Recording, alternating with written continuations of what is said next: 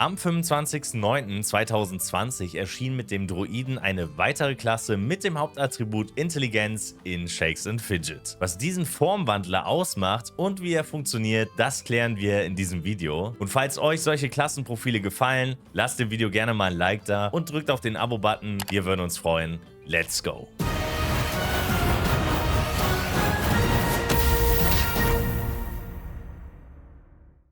Druiden haben einen Ausdauermultiplikator mal 5 und können somit im Kampf sehr viel aushalten. Und nur zum Vergleich, sie haben denselben Ausdauermultiplikator wie ein Krieger und das heißt schon was. Der Druide trägt mittlere Rüstung in Kombination mit einer Kette, einem Ring und einem Talisman. Und um sich komplett auszurüsten, braucht man 9 Gegenstände mit jeweils einem Sockel für einen Edelstein. Der Edelstein in eurer Waffe wird wie bei den meisten anderen Klassen auch mal 2 multipliziert. Des Weiteren kann jeder Ausrüstungsgegenstand ab Level 90 beim Schmied verbessert werden und sobald ihr 1000 Runen im Arena Manager freigeschaltet habt, auch eine Rune tragen. Gleiches gilt natürlich auch für die Verzauberung bei der Hexe, sofern ihr diese ab Level 66 freigeschaltet habt. Wie eben gesagt, besitzen Druiden viel Lebensenergie, aber dafür liegt ihre Schadensreduktion bei maximal 25% und reiht sich dort eher im Mittelfeld der Klassen ein. Und nur zur Erklärung, die Prozentzahl der Schadensreduktion entsteht aus den Rüstungswerten eurer Gegenstände. Diese erhöhen eure Schadensreduktion im besten Fall bis zu dem jeweiligen Maximalwert einer Klasse. Im Allgemeinen kann man aber sagen, je höher die Rüstung und somit auch die Schadensreduktion, desto weniger Schaden erleidet ihr im Kampf. Bevor wir jetzt aber zu den Fähigkeiten kommen, müssen wir uns mal anschauen, wie Druiden eigentlich kämpfen. Und das tun sie mit Magiewaffen, nur mit der Besonderheit, dass sie diese im Nahkampf nutzen. Ja, heißt, sie prügeln auf ihre Gegner ein. Diese Magiewaffen besitzen immer das Doppelte an Attributen im Vergleich zu allen anderen Gegenständen, die ihr ausrüsten könnt.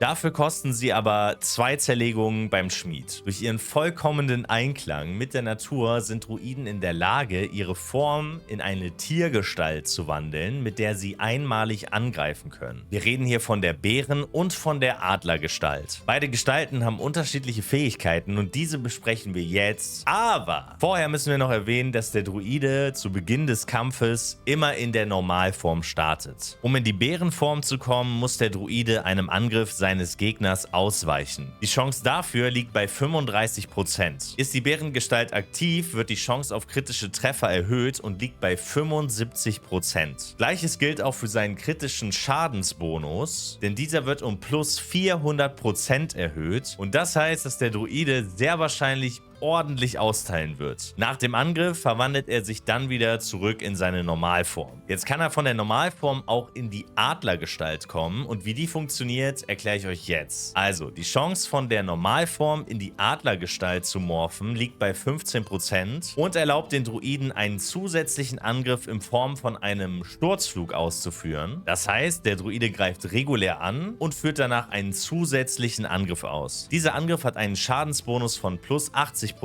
was eurem Gegner ziemlich wehtun kann. Habt ihr euren Sturzflug ausgeführt, verwandelt ihr euch wieder zurück in eure Normalform, aber mit dem kleinen Unterschied, dass die Chance auf den nächsten Sturzflug um 5% gestiegen ist. Regulär liegt sie bei 15%, jetzt wären es quasi 20%. Und das Ganze geht dann so lange weiter, bis irgendwann die Chance bei 50% liegt. Aber da ist dann Ende. Diese 2 Fähigkeiten funktionieren natürlich im Kampf gegen alle Klassen, bis auf Magier, denn die ignorieren eure Fähigkeit. Es gibt aber hier tatsächlich eine kleine Besonderheit, und zwar machen Druiden im Kampf gegen Magier 33% mehr Schaden. Und das liegt genau daran, weil man ja seine Fähigkeiten nicht benutzen kann. Denn generell kann man sagen, Druiden sind sehr auf ihre Fähigkeiten angewiesen, weil sie mit ihren Basisangriffen nicht so viel Schaden verursachen. Der Magier ist aber nicht die einzige Klasse, wo ein Druide einen kleinen Boost erhält, und zwar bekommen Druiden im Kampf gegen Dämonenjäger auch nochmal einen Boost von 15%. Und das Ganze passiert natürlich aus Balancing-Gründen, weil man will ja den Kampf zwischen den Klassen fair gestalten. Insgesamt haben Druiden eine maximale Chance für kritische Treffer von maximal 50%. Diese skaliert allerdings mit der Höhe eures Glücksattributes. Druiden verfügen über das Hauptattribut Intelligenz und auf dieses solltet ihr zusammen mit eurer Ausdauer euren Fokus legen. Euer Hauptattribut ist einer der wichtigsten wichtigsten Faktoren für euren Schaden und eure Ausdauer sorgt dafür, dass eure Lebensenergie steigt. Denn denkt immer daran, jeden Angriff, den ihr überlebt, kann auch wieder dazu führen, dass ihr nochmal einen Angriff starten könnt. Und könnt ihr nochmal einen Angriff starten, habt ihr auch die Chance, nochmal eure Form zu wandeln und dann sogar vielleicht den Kampf rumzureißen. Das darf man nicht vergessen. Eure optimale Trankwahl beruht ebenfalls auf diesen beiden Attributen. Damit ihr mit eurer Klasse den größtmöglichen Erfolg erzielen könnt, trinkt ihr am besten einen Intelligenztrank, um euer Hauptattribut zu boosten, einen Ausdauertrank, um euren Ausdauerwert voranzutreiben und einen Trank des ewigen Lebens für eure Lebensenergie, denn dieser boostet nochmal um 25%. Jetzt müssen wir natürlich noch über die Größe eurer Tränke sprechen und dazu muss man wissen, dass ihr zu Beginn eurer Reise im Zauberladen kleine Tränke finden könnt. Diese boosten euren jeweiligen Wert um 10%. Ab Level 15 gibt es dann 15% Tränke und habt ihr Level 32 erreicht, solltet ihr große Hauptattribut und Ausdauertränke trinken, denn diese geben euch nochmal 25%. Eure Skillungen können Stärke und Geschick sekundär behandelt werden, da wir hier von sogenannten Nebenattributen sprechen. Diese helfen euch im Kampf gegen Klassen, die diese Attribute als Hauptattribut haben. Heißt, euer Geschicksattribut hilft euch zum Beispiel gegen Kundschafter und euer Stärkeattribut zum Beispiel im Kampf gegen Krieger. Ein weiteres Attribut, was ihr eher nebensächlich behandeln solltet, ist euer Glückswert. Jetzt kommen wir aber doch mal zum Fazit. Also, zuerst muss man mal sagen, dass der Druide unglaublich schöne Kämpfe hat. Die machen wirklich einfach Spaß, sich anzuschauen. Das liegt natürlich an diesen coolen Mechaniken und es ist halt immer wieder cool zu sehen, dass ein Druide sehr oft einen Kampf mit seiner Bärengestalt noch rumreißen kann, auch wenn er eigentlich schon verloren geglaubt war. Generell kann man aber sagen, dass diese Formwandlung für andere Klassen im PvP-Bereich sehr gefährlich werden kann. Kommt natürlich drauf an, wie oft ihr euch verwandeln könnt. Denn verwandelt ihr euch nicht so oft, dann habt ihr natürlich schlechte Karten, weil die Basisform vom Druiden einfach nicht so stark ist. Also ihr seid, wie eben schon gesagt, auf eure Fähigkeiten angewiesen. Im PvE-Bereich, also in den Dungeons, seid ihr ein wenig langsamer, aber dafür habt ihr einen Vorteil gegenüber Magiern in Dungeons. Denn diese sogenannten Mage-Blocker blocken sehr viele Klassen, ja, und verlangsamen so ein bisschen den Dungeon-Prozess und ihr habt da halt einfach bessere Chancen. So Leute, das war's mit dem Klassenprofil zum Druiden. Falls euch solche Videos gefallen, lasst uns gerne mal einen Daumen da und drückt auf den Abo-Button. Und ich würde sagen, wir sehen uns bald hier in einem neuen Video. Macht es gut.